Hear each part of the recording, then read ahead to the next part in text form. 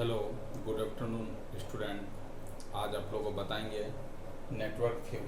तो network theory में student आपका जो टॉपिक्स है वो आपका क्या है, टू पोर्ट नेटवर्क है। क्या स्टूडेंट? टू पोर्ट नेटवर्क है। क्या स्टूडेंट? टू पोर्ट नेटवर्क है। तो आपका नेटवर्क थ्योरी में स्टूडेंट जो आपका टॉपिक्स है आपका टू पोर्ट नेटवर्क है। तो टू पोर्ट नेटवर्क में आपको क्या क्या पढ़ना है? तो आपका पहला पॉइंट है ओपन सर्किट इम्पीडेंस पढ़ना है। उसी को जेड पैरामीटर बोलेंगे, उसी को स्टूडेंट क्या बोलेंगे, जेड पैरामीटर बोलेंगे। एक है आपका शॉर्ट सर्किट एडमिटेंस, उसको क्या बोलेंगे, वाई पैरामीटर बोलेंगे। उसके बाद ट्रांसमिशन पैरामीटर बोलेंगे, उसी को हम लोग क्या बोलेंगे, एबीसीडी पैरामीटर बोलेंगे। एक आपका है हाइब्रिड पैरामीटर, उसी को एच पैरामीटर बोलेंगे। Inter relation at different parameter, मतलब जेड वाई में क्या रिलेशन है, एबीसीडी और जेड में क्या रिलेशन है, वाई और एबीसीडी में क्या रिलेशन है, एबीसीडी और एच में क्या रिलेशन है, मतलब आपस में इसका क्या रिलेशन है, डिफरेंस ऑफ पैरामीटर का क्या रिलेशन है। Inter connection of two port network, मतलब दो का कनेक्शन, इंटर कनेक्शन कैसा होगा, और टी एंड पाई रिप्रेजेंटेशन, मतलब टी और पाई का रिप्रेजेंटेशन को भी क्या करना, देखना। तो सबसे पहले स्टूडेंट हम देखते हैं कि ओपन सर्किट इम्पीडेंस पैरामीटर किसको बोलते हैं। तो सबसे पहले समझो कि टू पोर्ट नेटवर्क किसको बोलते हैं। तो टू पोर्ट नेटवर्क उस तरह के नेटवर्क को बोलेंगे जिसमें आपका दो पोर्ट होगा, एक होगा इनपुट पोर्ट और एक आपका होगा आउटपुट पोर्ट। उसको क्या बोलेंगे, टू पोर्ट नेटवर्क बोलेंगे। बेसिकली इसमें आपका क्या होगा स्टूडेंट, दो वोल्टेज सोर्स होगा और दो आपका क्या होगा, करंट सोर्स होगा। ठीक है। अब देखो इनपुट साइड में जो वोल्टेज होगा उसको V1 कंसीडर करेंगे और आउटपुट साइड में जो वोल्टेज होगा उसको V2 कंसीडर करेंगे। इनपुट साइड में जो करंट होगा उसको I1 कंसीडर करेंगे और इनपुट साइड आउटपुट साइड में जो करंट होगा उसको क्या बोलेंगे, I2 कंसीडर करेंगे। अब देखो सबसे पहले हम लोग लेते हैं कि आपका open circuit impedance Z parameter. अब देखो स्टूडेंट पहला है आपका ओपन सर्किट इम्पीडेंस और इसी को हम लोग क्या बोलेंगे स्टूडेंट, इसी को हम लोग क्या बोलेंगे, जेड पैरामीटर बोलेंगे। तो आप ध्यान से समझने का कोशिश करो। आपका जेड पैरामीटर अभी हम लोग क्या करते हैं, क्लियर करते हैं। ठीक है, जेड पैरामीटर का कॉन्सेप्ट को क्लियर करते हैं। ठीक है, open circuit impedance Z parameter, open circuit impedance Z parameter. अब देखो स्टूडेंट आपका जो सर्किट डायग्राम होगा वो किस तरह करके होगा, तो इस तरह करके एक सर्किट बनाना है। ये आपका क्या हो गया स्टूडेंट, ये आपका हो गया एक नेटवर्क हो गया। इसी को हम लोग क्या बोलेंगे, ओपन सर्किट इम्पीडेंस पैरामीटर। अब देखो स्टूडेंट इसको हम लोग क्या मान लेते हैं, जेडे मान लेते हैं। इसका इम्पीडेंस जेडे है, इसका इम्पीडेंस को हम लोग मान लेते हैं स्टूडेंट जेड भी मान लेते हैं, और इसका इम्पीडेंस को हम मान लिए जेड सी। ठीक है स्टूडेंट, अब देखो समझने का कोशिश करो। अब देखो ये क्या है, ओपन सर्किट है, क्योंकि यहाँ पर भी खुला है, यहाँ पर भी क्या है, खुला है, इसीलिए इसको बोल रहे हैं ओपन सर्किट जेड पैरामीटर। तो यहाँ पर जो वोल्टेज होगा, ओपन सर्किट वोल्टेज, यहाँ पर हम लोग कंसीडर करेंगे स्टूडेंट V1 कंसीडर करेंगे। क्या कंसीडर करेंगे, V1। और इस सर्किट का जो करंट होगा वो आपका क्या कंसीडर कर रहे हैं, I1 कंसीडर कर रहे हैं। यहाँ का जो वोल्टेज होगा आपका वो आपका क्या होगा, V2, और यहाँ का जो आउटपुट करंट होगा वो आपका क्या होगा स्टूडेंट, I2 होगा। ठीक है, अब देखो ये क्या हो गया, open circuit impedance Z parameter का नेटवर्क का सर्किट डायग्राम हो गया। अब स्टूडेंट हम क्या करेंगे, इस पर हम लोग कैसे सॉल्विंग करेंगे, कैसे इसका जेड पैरामीटर को फाइंड आउट करेंगे। तो सीधी भाषा में समझने का कोशिश करो। यहाँ पर क्या करेंगे, लूप एनालिसिस करेंगे। यहाँ पर एक लूप लगाएंगे, ऐसे करके एक लूप होगा। ठीक है, और यहाँ पर भी क्या होगा, एक लूप होगा। ठीक है, इसको क्या बोलेंगे, केवीएल बोलेंगे। ठीक है, तो हम लोग बोलेंगे कि ये लूप 1 हो गया स्टूडेंट, ये आपका लूप 1 हो गया, और ये आपका क्या हो गया, लूप 2 हो गया। तो यहाँ पर लिखेंगे अप्लाइंग केवीएल, अप्लाइंग केवीएल का मतलब क्या हो गया student, Kirchhoff's voltage law. Applying KVL in loop LOPP loop 1, मतलब हम लोग क्या कर रहे हैं, केवीएल लगा रहे हैं लूप 1 में। तो स्टूडेंट केवीएल जब लूप 1 में लगाएंगे, आप ही बताओ कि यहाँ पर क्या हो, माइनस से प्लस जा रहे हैं तो क्या होगा, V1 होगा। ठीक है, माइनस क्या होगा यहाँ पर, ZA, और यहाँ का जो करंट है वो आपका क्या IA है। अब देखो स्टूडेंट यहाँ पर जो आपका करंट आएगा, यहाँ पर आपका I1 और I2 दोनों आ रहा है, इधर से I2 आ रहा है, इधर से I1 हो रहा है। तो ये ZC इज इक्वल टू क्या लिख सकते हैं स्टूडेंट, I1, और क्या लिखेंगे हम, I2 इज इक्वल टू क्या लिखेंगे, 0 लिखेंगे। इसी को सॉल्व करेंगे तो V1 उसको इधर ले जाएंगे तो क्या हो जाएगा, ZA, और क्या हो जाएगा बताओ, I1, इसको इधर ले जाएंगे तो क्या हो जाएगा, जेड सी और क्या होगा आई वन, उसको उधर ले जाएंगे तो माइनस क्या होगा प्लस जेड सी और क्या होगा आई टू होगा। इसी को थोड़ा सा फॉर्मेट में सजा लेंगे तो हम लिख सकते हैं जेड ए और क्या लिख सकते हैं बताओ तो जेड सी, और इसको घेर के आई वन दोनों में आई वन कॉमन ले लिए और ये आपका क्या हो जाएगा जेड सी और क्या होगा आपका आई टू होगा। इसको हम लोग इक्वेशन ए कंसीडर करते हैं। ठीक है स्टूडेंट, अब देखो applying the KVL in loop number 2। अब यदि लूप नंबर 2 में यदि केवीएल लगाएंगे तो उसका इक्वेशन क्या होगा, उसका एक्सप्रेशन क्या होगा उसको देखो। अब देखो क्या बोलते हैं कि applying KVL Kirchhoff's voltage law in loop 2 में हम लोग केवीएल लगा रहे हैं। तो इधर से लगाएंगे स्टूडेंट तो क्या होगा V2 होगा माइनस क्या हो जाएगा आप ही बताओ I2 और क्या हो जाएगा ZB, आप ही बताओ यहाँ पर क्या होगा ZC, और ZC में दो करंट आ रहा है, उधर से I2 आ रहा है, इधर से I1 हो रहा था, I1 प्लस क्या हो जाएगा I2 इज इक्वल टू क्या हो जाएगा 0।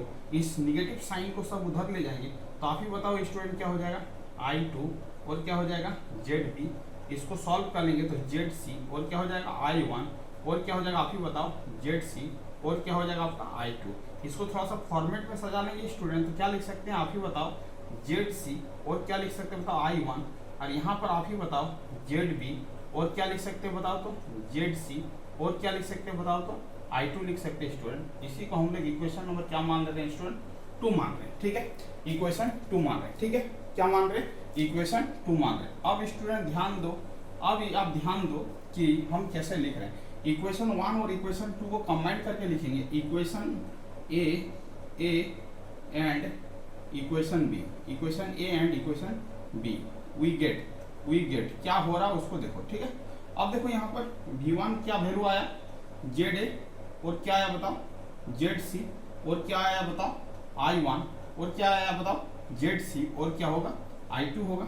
यहाँ पर V2 क्या आया आपका बताओ ZC और क्या आया I1 और आप ही बताओ ZB और क्या आया ZC और क्या आया स्टूडेंट आप ही बताओ I2 आया। ठीक है, अब देखो इसको मैट्रिक्स फॉर्मेट में लिखना चाहते हो तो V1 हो जाएगा, ये आपका V2 हो जाएगा। देखो ये V1 V2 इधर ऐसे लिख लिया। ठीक है, अब देखो अब ऐसे पैरामीटर आ जाएगा। ठीक है, अब देखो यहाँ पर क्या है स्टूडेंट I1 और I2 है, यहाँ पर I1 लिख लो और यहाँ पर क्या लिख लो I2 लिख लो। ठीक है, अब देखो I1 का कोफिशिएंट को लिखो, I1 ऊपर में I1 का कोफिशिएंट क्या है ZA प्लस क्या है ZC है, I2 का कोफिशिएंट यहाँ पर क्या है ZC है। अब देखो V2 में I1 का कोफिशिएंट क्या है ZC है, V2 में I2 का कोफिशिएंट क्या है ZB प्लस क्या हो जाएगा ZC हो जाएगा। देखो स्टूडेंट अब समझने का कोशिश करो कि ये वाला एक्सप्रेशन कैसे लिखते हैं। तो ये V1 हो गया, ये आपका क्या हो गया V2 हो गया। अब इसी को हम लोग फॉर्मेट में लिखते हैं तो इसको क्या बोलते हैं हम लोग Z11 बोलते हैं, इसको क्या बोलेंगे Z12 बोलेंगे, इसको क्या बोलेंगे Z21 बोलेंगे, इसको क्या बोलेंगे Z22 बोलेंगे। ठीक है, अब ये क्या लिखा है I1 और क्या लिखा है I2 लिखा है। तो आपसे कोई पूछे कि एक झटके में कि Z11 का वैल्यू क्या होगा तो आप ही बताओ Z11 के जगह पर क्या बताओ तो ZA प्लस क्या ZC है, Z12 की जगह पर क्या ZC है, Z21 के जगह पर ZC है, Z22 के जगह पर क्या ZB प्लस क्या ZC है।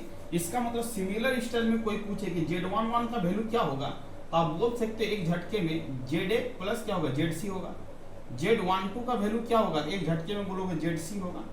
यदि कोई पूछे कि Z21 का वैल्यू क्या होगा आप बोलोगे ZC होगा, और कोई बोले कि Z22 का वैल्यू क्या होगा तो एक झटके में क्या बोल सकते हो ZB और क्या बोल सकते हो ZC बोल सकते हो। इसका मतलब स्टूडेंट आपसे कोई पूछे टू पोर्ट नेटवर्क में कि Z11 का वैल्यू क्या होगा, Z12 का वैल्यू क्या होगा और Z21 का वैल्यू क्या होगा और Z22 का वैल्यू क्या होगा, तो आप एक झटके में बोल सकते हो। आपको ये बेसिक कॉन्सेप्ट हमने बता दिया, बट इतना सॉल्व नहीं करना है। आपको क्या करना है, कॉन्सेप्ट को याद रखना है कि आपका कोई नेटवर्क दे दे और आपसे पूछे कि Z11 का वैल्यू क्या होगा, Z12 का वैल्यू क्या होगा, Z21 का वैल्यू क्या होगा, Z22 का वैल्यू क्या होगा, तो आपको सीधी भाषा में डायरेक्ट आपको क्या करना है, आंसर लिखना है। तो आपसे कोई पूछे कि Z11 का वैल्यू क्या होगा तो देखो स्टूडेंट ये आपका टू पोर्ट नेटवर्क है, तो ये 1 और इसको क्या मानो, इसको 1 डैश मानो। ठीक है, ये आपका 2 है और इसको क्या मानो 2 डैश मानो। ठीक है, अब देखो Z11, अब चीजों को समझो, हम कुछ कॉन्सेप्ट बता रहे उसको समझो। अब देखो 1 से 1 जाना है, Z11 मतलब 1 से 1 जाना है, 1 से कहाँ जाना है 1 डैश जाना है। तो Z111 मतलब 1 से 1 जाना है, तो 1 से 1 जाने के लिए आप कैसे जाओगे, ऐसे जाओगे, ऐसे जाओगे कि नहीं बताओ, तो ऐसे जाओगे। इसका मतलब ZA प्लस क्या हो जाएगा ZC। Z22 बोले तो आप कैसे घूमोगे, ZB प्लस क्या होगा ZC।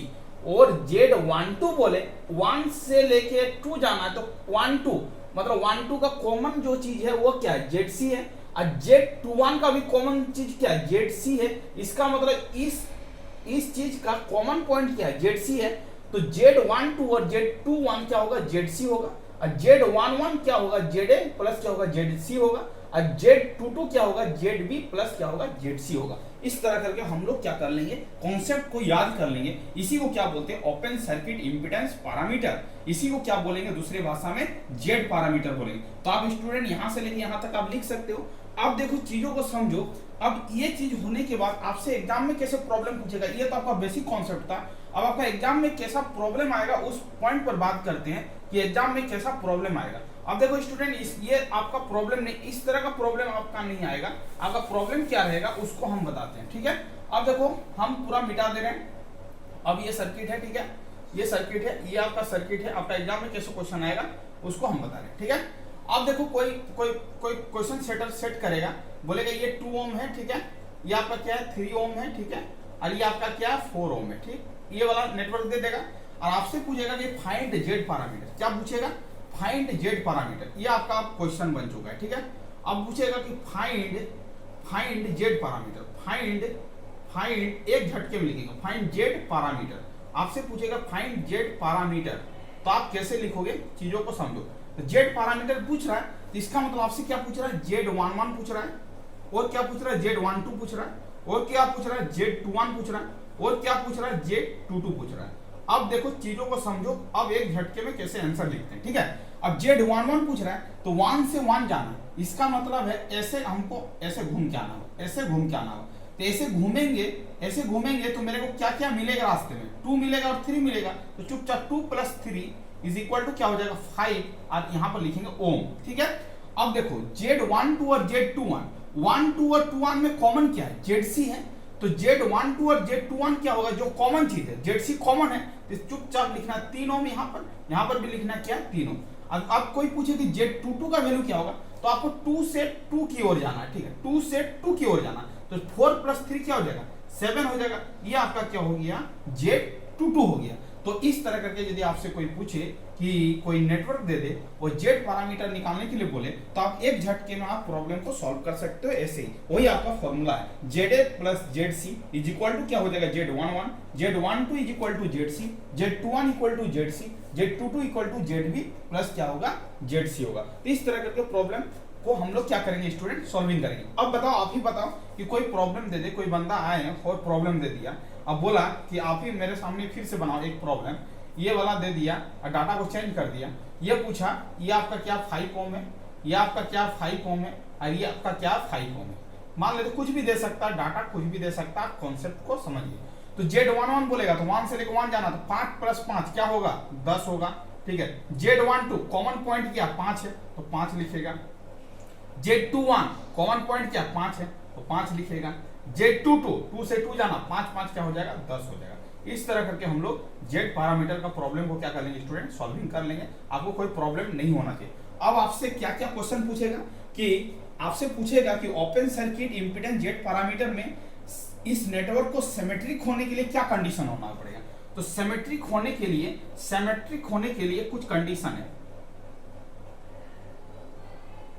सिमेट्रिक होने के लिए कुछ कंडीशन है, उस कंडीशन को याद रखोगे।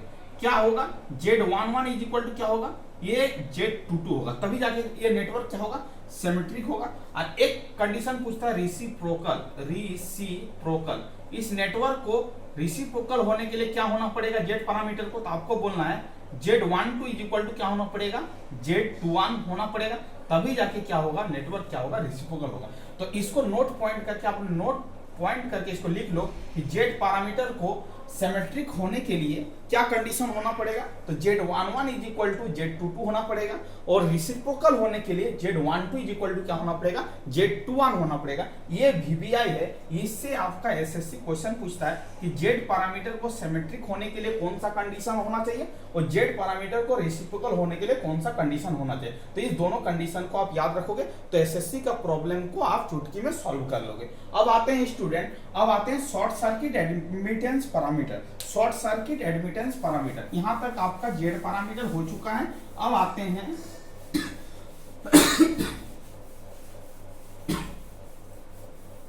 Short circuit admittance parameter. अब देखो हेडिंग मारो, क्या है, शॉर्ट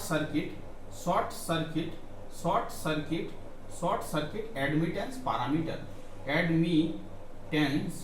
एडमिटेंस पैरामीटर। अब इसका कॉन्सेप्ट को समझते हैं कि इसका कॉन्सेप्ट क्या है। अब देखो एडमिटेंस पैरामीटर कैसे फाइंड आउट करेंगे। अब देखो एडमिटेंस पैरामीटर कैसे फाइंड आउट करेंगे। अब देखो एक नेटवर्क बनाएंगे ऐसे करके स्टूडेंट, ये आपका क्या एक नेटवर्क है, ठीक है, चलो ठीक है, ये आपका क्या है, नेटवर्क है। एडमिटेंस पैरामीटर आपको बोल रहा है कोई बंदा निकालने के लिए, ठीक। चलो ऐसे लिखो, ऐसे एक नेटवर्क बनाओ, ऐसे बनाओ, ऐसे बना दो, ठीक है, चलो ठीक, ऐसे बना दिए, एक नेटवर्क हो गया, ठीक। ये आपका क्या है, 1 है, इसको हमने माना 1 डैश, ठीक है। ये आपका 2 है, ये आपका क्या है, 2 डैश है, ठीक है स्टूडेंट। अब देखो ये आपको मानो, ये मानो y, इसको मानो yc, इसको क्या मानो, yb मानो, ठीक है। ये आपका क्या एडमिटेंस है, एडमिटेंस, ठीक है, ये क्या है, एडमिटेंस है। तो इसका यूनिट क्या होगा, मो होगा। इसका यूनिट क्या होगा आप ही बताओ, मो होगा। इसका यूनिट क्या होगा आप ही बताओ, मो होगा कि एडमिटेंस का यूनिट क्या होता है, मो होता है। चलो ठीक है, मेरे अब देखो यहाँ का जो वोल्टेज होगा उसको हमने क्या कंसीडर किया स्टूडेंट, V1। क्या कंसीडर किया आप ही बताओ, V1, ठीक। ये प्लस है, ये मेरा माइनस है। यहाँ पर जो करंट पास कर रहा है उसको हमने कंसीडर किया I1, ठीक। यहाँ पर प्लस है, यहाँ पर माइनस है। यहाँ का जो वोल्टेज है ये आपका क्या है, V2, ठीक है, कोई दिक्कत वाली बात नहीं है। अब देखो यहाँ का करंट जो है वो आपका क्या है, I2, ठीक। चलो अब आगे की ओर बढ़ते हैं, ठीक। अब देखो स्टूडेंट, यदि ये V1 होगा तो यहाँ का पोटेंशियल क्या होगा, V1 होगा, आप ही बताओ, होगा कि नहीं बताओ। ये यदि आपका V2 है तो यहाँ का पोटेंशियल क्या होगा स्टूडेंट, V2 होगा, ठीक है। और ये नीचे वाला टर्मिनल को हम लोग क्या करते हैं, ग्राउंड करते हैं, ठीक। अब चलो, अब रही मुद्दा इसको सॉल्व कैसे करेंगे, ठीक। अब देखो स्टूडेंट, यहाँ पर यदि नोड लगाएंगे, इस पॉइंट में यदि नोड लगाते हैं, ठीक है, और इस पॉइंट में नोड लगाते हैं, ये आपका क्या A पॉइंट है और ये आपका क्या है, B पॉइंट है, ठीक है। अब देखो applying the node analysis at the point A, ठीक है, क्या लिखते हैं, applying the node analysis, applying the node analysis, क्या, नोड एनालिसिस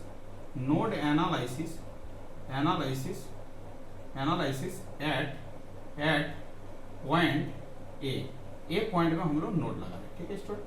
अब देखो स्टूडेंट A पॉइंट में क्या होगा, I1 करंट इन करता तो माइनस लिखते हैं, माइनस I1 होगा, ठीक। अब देखो यहाँ पर जब नोड लगाएंगे स्टूडेंट तो यहाँ का पोटेंशियल क्या है बताओ तो, V1 है, ठीक है। रेजिस्टेंस से भाग देते हैं बट एडमिटेंस से क्या करेंगे, गुना करेंगे, क्योंकि करंट, नोड का मतलब करंट, तो करंट का मतलब क्या, V/R, तो V/R बट एडमिटेंस है तो इसको क्या करेंगे, गुना करेंगे। आप रेजिस्टेंस नहीं समझो, ये इसको एडमिटेंस समझो, तो रेजिस्टेंस से भाग देते थे बट एडमिटेंस से क्या करेंगे, गुना करेंगे, तभी जाके करंट मिलेगा। चलो ठीक है, प्लस क्या हो जाएगा, V1 माइनस क्या हो जाएगा, V2, और ये आपका एडमिटेंस है तो भाग ना देके क्या करेंगे, गुना करेंगे। आप इस बक्सा को आप समझो मेरा बात को। अब देखो स्टूडेंट क्या लिखेंगे, V1 YA, ठीक है, इसको सॉल्व कर ब्रेक करो तो V1 YC माइनस क्या हो जाएगा आप ही बताओ, V2, और क्या हो जाएगा YC, और इसको उधर ले जाएंगे तो क्या हो जाएगा, I1 हो जाएगा, आप ही बताओ। इसको थोड़ा सा फॉर्मेट में सजा लेंगे तो I1 इज इक्वल टू क्या हो जाएगा आप ही बताओ। तो देखो यहाँ पर YA होगा, यहाँ पर क्या होगा, YC होगा, यहाँ पर भी V1 है, यहाँ पर V1 है तो कॉमन लेते हैं V1, और यहाँ पर क्या हो जाएगा स्टूडेंट, YC, और क्या हो जाएगा, V2 हो जाएगा। इसको हम लोग इक्वेशन क्या मान लेते हैं, ये मान लेते हैं, आप ही बताओ, कोई दिक्कत नहीं होना चाहिए, ठीक है। यहाँ पर हम लोग थोड़ा सा फॉर्मेट को सजा लिए। अब देखिए applying the node analysis at the point B, applying the node analysis at the at point B में नोड लगा रहे हैं, ठीक है स्टूडेंट। अब देखो I2 अमाउंट ऑफ करंट क्या हो रहा है, नोड में घुस रहा है, इन कर रहा है, इसका मतलब माइनस I2 लिखेंगे, ठीक है। अब देखो यहाँ का लिखेंगे तो क्या हो जाएगा V2 माइनस 0, तो 0 लिखना है, कोई दिक्कत नहीं है। और क्या लिखेंगे, YB लिखेंगे, ठीक है। प्लस क्या लिखेंगे आप ही बताओ, V2 माइनस क्या हो जाएगा, V2 माइनस क्या हो जाएगा V1 इंटू क्या हो जाएगा YC हो जाएगा, इक्वल टू 0 हो जाएगा। इसको सॉल्व कर लेते हैं स्टूडेंट, ठीक है। ये क्या हो जाएगा V2, ये क्या हो जाएगा YB, ये क्या हो जाएगा आप ही बताओ V2, ये क्या हो जाएगा YC, ये क्या हो जाएगा YC V1, और ये उधर चला जाएगा तो स्टूडेंट क्या हो जाएगा I2 हो जाएगा। थोड़ा सा इसको फॉर्मेट में सजा लेते हैं, तो ये क्या हो जाएगा I2 माइनस YC V1, और ये क्या हो जाएगा YB, और ये क्या हो जाएगा YC, और ये क्या हो जाएगा आपका V2 हो जाएगा। इसको इक्वेशन क्या मान लेते हैं 2 मान लेते हैं, ठीक है। अब देखो स्टूडेंट यहाँ तक तो आपको समझ में आ रहा होगा, आप केयरफुली यदि देख रहे हैं तो आपको समझ में आ रहा होगा। अब combined equation A and B, equation A और बी को यदि कंबाइन करेंगे तो आपको कुछ चीज मिलेगा, समझने का कोशिश करो, ठीक है।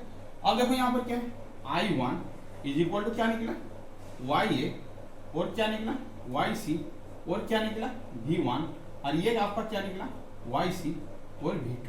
यहाँ पर लिखो I2 इक्वल टू क्या निकला बताओ माइनस YC V1, और आप ही बताओ क्या निकला YB, और क्या निकला YC, और क्या निकला बताओ V2। इसको यदि मैट्रिक्स फॉर्मेट में लिखना चाहता है कि I1 ये क्या हो जाएगा I2, इस तरह खींच लेगा, ठीक है। अब देखो ऐसे खींच लेगा।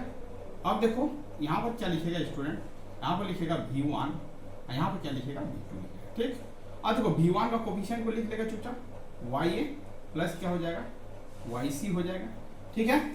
हाँ देखो V2 का कोफिशिएंट क्या होगा माइनस क्या होगा YC होगा, ये क्या हो जाएगा YC हो जाएगा, और ये आपका क्या हो जाएगा YB, और क्या हो जाएगा YC हो जाएगा। इसका मतलब स्टूडेंट ये ही आपका कंडीशन है आपका किसका Y पैरामीटर का। इसको आपको क्या करना याद रखना है, ठीक है। अब देखो यदि आपसे कोई पूछेगा Y11 का वैल्यू क्या होगा, तो चुपचाप आपको लिखना है ये YA प्लस YC। यदि आपसे कोई पूछेगा Y12 का वैल्यू क्या होगा, तो माइनस YC। आपसे कोई पूछेगा Y21 का वैल्यू क्या होगा, माइनस YC। और आपसे पूछेगा कोई Y22 का वैल्यू क्या होगा, तो YB प्लस क्या होगा YC होगा। इस यही कंडीशन को आपको क्या करना है स्टूडेंट, याद रखना है। इसको क्या करना है, याद रखना है। यदि इसको याद रख पाते हो एक झटके में Y पैरामीटर निकल जाएगा, कोई सर्किट आपको पास ये अवेलेबल रहेगा तो हम निकालेंगे। अब स्टूडेंट रही मुद्दा कि इस कॉन्सेप्ट का यूज करके हम प्रॉब्लम को कैसे सॉल्विंग करेंगे। ये तो आपका बेसिक कॉन्सेप्ट है, ये इतना कॉन्सेप्ट तो आना चाहिए। ये आने के बाद इसको प्रॉब्लम में कैसे इंप्लीमेंट करेंगे, तो आप देखो प्रॉब्लम में कैसे इसको सॉल्व करते हैं। अब इसको साफ कर देते स्टूडेंट, आप तो नोट कर लिए होंगे। अब देखो आप चीजों को समझो कि इसको प्रॉब्लम में कैसे उतारेंगे, ठीक। चलो ठीक है। अब देखो यहाँ पर सब कुछ लिख दिया है, ठीक है। अब देखो आपका यदि कोई पूछे, अब ये वाला सर्किट को हटाते हैं, ये वाला को हटा देते हैं, ठीक है। ये वाला को हटा देते हैं, ठीक। ये सर्किट दे दिया, कोई बंदा आके बोला कि इसका Y पैरामीटर निकालो, ठीक है। कोई पूछ दिया ये आपका क्या 2 mho है, ये क्या 2 mho है, ठीक है। ये आपसे पूछ दे 3 mho है, और ये आपका क्या 4 mho है, ठीक। यूनिट में ध्यान देना, यूनिट में ध्यान देना, ठीक है। देखना है कि एडमिटेंस है कि नहीं, ठीक है। ओम है तो उसको एडमिटेंस में कन्वर्ट कर लेना है, ठीक है। अब आपसे आएगा कोई बोलेगा बताओ तो Y11 क्या होगा, कुछ भी नहीं करना है। इसको इसके साथ क्या करना है, ऐड करना। इसको इसके साथ क्या करना, ऐड करना। तो 3 + 2 क्या हो जाएगा 5, और 5 और क्या हो जाएगा ये mho हो जाएगा, ठीक है। अब देखो Y22 पूछेगा तो एक झटके में करेंगे। Y22 पूछेगा तो इसको इसके साथ ऐड करना, इसको इसके साथ ऐड करना। तो क्या करेगा 2 प्लस क्या करेगा 4, तो क्या हो जाएगा बताओ तो 4 + 2 क्या हो जाएगा 6 mho हो जाएगा, ठीक है। अब एक झटके में बोलना कि Y12 और Y21 क्या होगा, तो हम क्या बताए हैं देखो 12 क्या होगा -YC, और ये भी क्या होगा -YC, और इसको इसी को क्या माने तो YC माने थे। यहाँ पर माइनस करेंगे, अब दोनों के बीच का जो पोर्शन है वही आपका क्या होगा 1 2 2 1 होगा। ये 2 है तो 2 लिख लेंगे, बट अकॉर्डिंग टू कैलकुलेशन क्या था माइनस, और ये आपका क्या, ये भी क्या होगा -2 आपका क्या हो जाएगा mho हो जाएगा। मतलब इस तरह का प्रॉब्लम यदि आपका एग्जाम में आ जाए और आपको सॉल्व करने के लिए बोल दे कि इस सर्किट का एडमिटेंस पैरामीटर निकालिए, शॉर्ट सर्किट पैरामीटर निकालिए या तो एडमिटेंस पैरामीटर निकालिए, तो आप सर्किट को देख के तुरंत आपको क्या करना है, फाइंड आउट करना है। इसका मतलब है आपको बेसिक कॉन्सेप्ट ये चीज आना चाहिए। जब ये चीज आएगा तो आप तुरंत ही क्या कर लोगे, प्रॉब्लम को सॉल्विंग कर लोगे। फिर एक प्रॉब्लम देते हैं, इसको आप नोट कर लो, उसके बाद एक प्रॉब्लम और देते हैं, तो आपका कॉन्सेप्ट क्या हो जाएगा, और ज्यादा क्लियर होगा। ठीक है स्टूडेंट, आप देखो चीजों को समझो कि एक प्रॉब्लम आपको दे दिया, कोई बंदा आया, अब बोला प्रॉब्लम सॉल्व करो। ठीक है, सॉल्व करेंगे। अब देखो चीजों को समझो कि आपका कोई आया और बोला कि एडमिटेंस पैरामीटर निकालो। ठीक, अब वो प्रॉब्लम को कैसे डिफाइन कर रहा, समझो बात को। ये बोला कि ये 2 ओम है, ये आपका 3 ओम है, और ये आपका क्या 4 ओम है, आप एडमिटेंस पैरामीटर निकालो। अब एक झटके में इसको कैसे बनाएंगे, चीजों को समझो। इसको और इसको तो ऐड करना है, बट ध्यान देना है, क्या ये एडमिटेंस है, एडमिटेंस तो नहीं है, इंपीडेंस है, तो पहले इसको एडमिटेंस में कन्वर्ट कर लेंगे। तो 2 को एडमिटेंस में कन्वर्ट करेंगे तो क्या 1/2 होगा, और 3 को एडमिटेंस में कन्वर्ट करेंगे तो क्या 1/3 होगा। अब इसको सॉल्व कर लेंगे, एलसीएम लेंगे तो 6 आ जाएगा, यहाँ पर 3 होगा, यहाँ पर 2 होगा, तो क्या हो जाएगा 5/6। एडमिटेंस का यूनिट का मो होता है। इसका मतलब पहले उसको एडमिटेंस में कन्वर्ट कर लेना है, तभी जाके ऐड करना, अदरवाइज गलत हो जाएगा। अब तो ये इंपीडेंस में दिया कि इसको एडमिटेंस में कन्वर्ट करेंगे तो -1/3 और क्या हो जाएगा, मो हो जाएगा। इसका क्या हो जाएगा, इसका भी वही होगा 1/3 और क्या हो जाएगा, मो हो जाएगा। y22 क्या होगा, पहले इसको इंपीडेंस को एडमिटेंस में कन्वर्ट करेंगे तो 4 का एडमिटेंस क्या होगा, 1/4 होगा। 3 का एडमिटेंस क्या होगा, 1/3 का एडमिटेंस क्या 1/3 होगा। अब इसको एलसीएम में 4 3 होगा 12 होगा, ये 3 होगा, ये क्या होगा 4 होगा, 4 3 क्या हो जाएगा 7, 7 बटा क्या हो जाएगा 12, और ये आपका क्या हो जाएगा, मूव हो जाएगा। तो इस तरह करके हम लोग क्या करेंगे, प्रॉब्लम को सॉल्विंग करेंगे। तो आज हमने क्या बता दिया, 2 पोर्ट नेटवर्क में ओपन सर्किट इंपीडेंस पैरामीटर बता दिया और शॉर्ट सर्किट इंपीडेंस पैरामीटर बता दिया। और नेक्स्ट दिन हम लोग बताएंगे transmission ABCD parameter, hybrid parameter. उसके बाद नेक्स्ट क्लास में ये 3 पॉइंट को कवर करेंगे। तो हम इस पूरे टॉपिक को 3 वीडियो में खत्म करेंगे, क्योंकि एक वीडियो बनाएंगे तो लॉन्ग हो जाएगा, आपको समझने में दिक्कत होगा। इसीलिए हम लोग नेटवर्क थ्योरी का 2 पोर्ट नेटवर्क को हम लोग 3 लेक्चर में कंप्लीट करेंगे। ठीक है, यह मेरा पहला लेक्चर है, तो पहला लेक्चर में हम ये दोनों पोर्शन को कंप्लीट किए, दूसरा लेक्चर में ये दोनों पोर्शन को कंप्लीट करेंगे, और तीसरा लेक्चर में ये तीनों पोर्शन को क्या करेंगे, कंप्लीट करेंगे। तो आपको स्टेप बाय स्टेप समझ में आएगा। तो आपको क्या करना है, बेसिकली पूरा नोट्स बनाना है, 2-4 बार रिवीजन करना है। उसके बाद इससे जो प्रीवियस बैकग्राउंड में जो एसएससी प्रॉब्लम पूछा है, उस प्रॉब्लम को लेना है और सॉल्व करके रखना है। यदि सॉल्व हो रहा है तो आपका कॉन्फिडेंस धीरे धीरे इंप्रूव होगा, और यदि नहीं सॉल्व हो रहा है तो आप क्या करो, इस थ्योरी को एक बार देखो, फिर से बनाने का कोशिश करो, आपका बनेगा। अब देखो शॉर्ट सर्किट एडमिटेंस पैरामीटर में सिमेट्री होने के लिए क्या कंडीशन है, उसको भी लिख लो। सिमेट्रिक का क्या कंडीशन है, तो सिमेट्रिक का कंडीशन है y11 इज इक्वल टू क्या होना चाहिए, y22 होना चाहिए। और रिसिप्रोकल होने के लिए क्या होना चाहिए, तो रिसिप्रोकल होने के लिए आपका क्या होना चाहिए, y12 इज इक्वल टू क्या होना चाहिए, y21 होना चाहिए। ये नोट करके लिख लो, ये आपका एसएससी में क्वेश्चन पूछा गया है कि y पैरामीटर को सिमेट्रिक होने के लिए कंडीशन क्या है, तो आपको बोलना y11 is equal to y22, और रेसिप्रोकल होने के लिए y12 इज इक्वल टू क्या होना चाहिए, y2 होना चाहिए स्टूडेंट। तो थैंक यू स्टूडेंट, वीडियो को यहीं पर एंड करते हैं। यदि कोई चैनल में नए आए तो चैनल को क्या करना, सब्सक्राइब कर लेना। थैंक यू स्टूडेंट, वीडियो को एंड करते हैं। वंदे मातरम।